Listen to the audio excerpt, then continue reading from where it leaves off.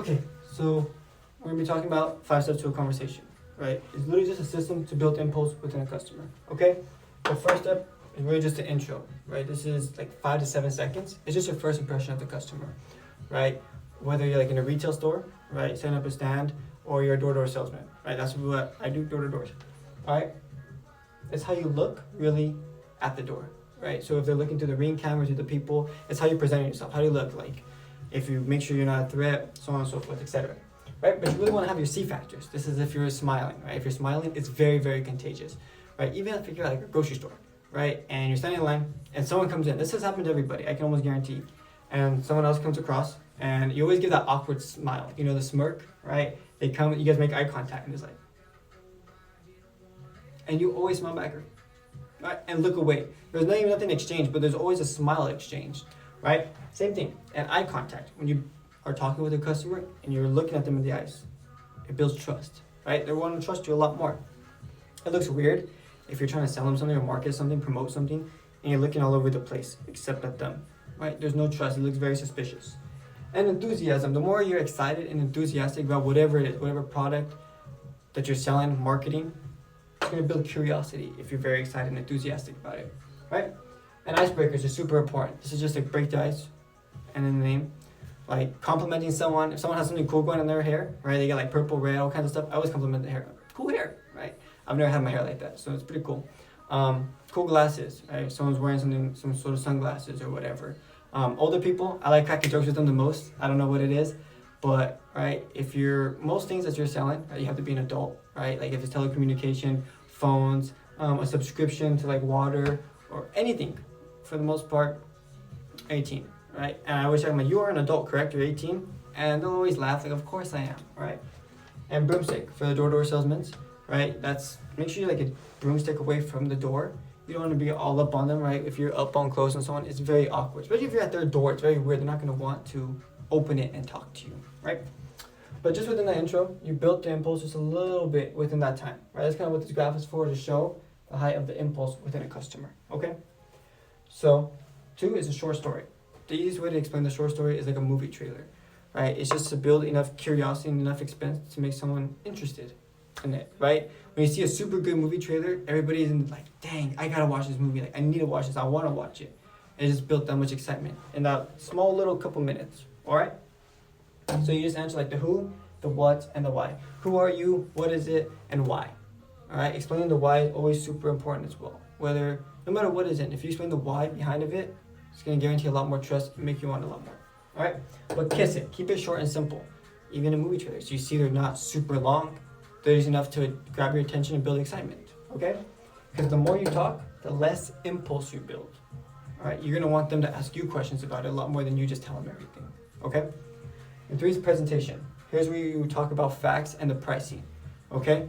But you want to build a lot more impulse. You want to build value in the product before you make the sale, correct? Right? How do you build value in the product? Do you ask qualifying questions? In telecommunications, qualifying questions could be, who do you have as phone service? Is it like Metro, T-Mobile, AT&T? They'll tell you, well, I got Metro. Right, how much are you paying for Metro? Not more than $20, right? And most people, right, overall, they're paying more than $20 a month for their phone bill. And so you already created another problem for them. Like, no, I'm paying way more than $20. All right? Of course, what I'm selling is less than $20 a month. It's $12 for the entire year. I know that, right? For example, okay? But you want to find 3 hotspots in whatever it is, okay?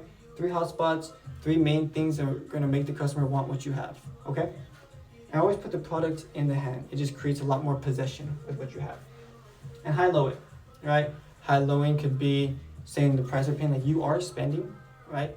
$50 a month for your phone service, right? But with us, right, it's just a one-time small fee, $12, nothing monthly, right? It creates, you're stressing the deal, the high to the low.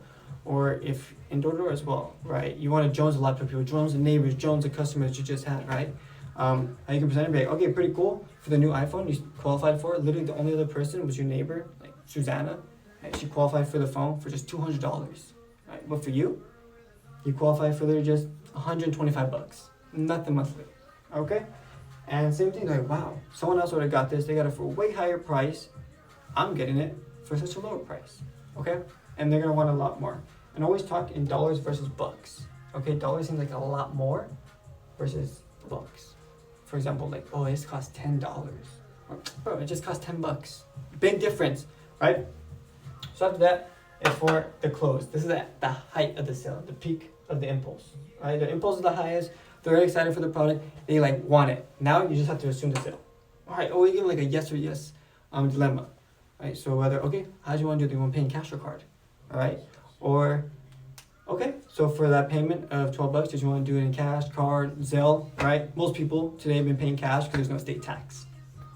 Add a little more value into it. Like, okay, cool. Let me just grab my cash. Boom. And always close versus what people need versus what they want. A lot of people in general want to spend money or pay for something that they need versus more than what they want. Okay? Number 5 is rehash. Okay? Why? It means remember everyone has another sale hidden. Here's when you can add your add-ons or multiples, right? If you're trying to sell multiple to multiple people in the family, you can give it for a gift or so on and so forth. Because you always want to rehash because no matter what, the impulse is going to drop. Right? For example, to make it make sense, is when you're at the grocery store, okay? Especially like in today's world. You go and you want to make a good dinner, okay? You're like, let me grab me a couple steaks, baked potato, lobster, right? Asparagus, whatever. It's a nice, cool little dinner, right? You're going to go pay for it, scan everything in your head, you're like, okay, it shouldn't be too much. The steak, it's like 10, 15 maybe. This, about 10. It doesn't seem like a lot. And then you scan it, they're like, yeah, it's $150. What? Your impulse, you don't even want it no more. You're not even hungry. You go home and you just put it in the fridge. Hopefully not. But that's what happens no matter what. No matter what it is, your impulse is going to drop when it's very priced. When you're talking about spending money, all right? But in the rehash, it's super important that you build a lot of CPR, right? You're creating this personal relationship, not like chest compression CPR. This is an acronym. All right, all you can do is write it. You should do this the whole time, but it's just create personal relationship. You gotta remember, right? The customer is buying from you. You gotta make an experience. They're gonna buy from you a lot more. All right, there's 2 things that make up a sale. It's trust, and if you make it make sense to them. Right? And a lot of ways to build trust is making them create a good personal relationship with them. I get to know my customers on a pretty good level. We're cracking a lot of jokes.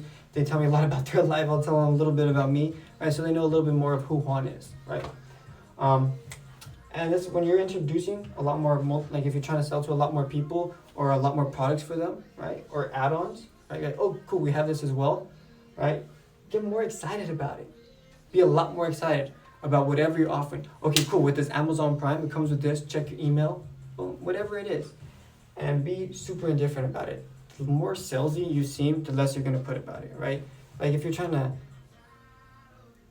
sell someone something, they already know like, hey, you should buy this, it's super exciting, look, check this out, everybody's doing this. It's overwhelming. They're gonna know you're a salesman, it's part of your gig. But super indifferent, the panda pause always works, just, it's up to you. I say this for everything, right? It's up to you.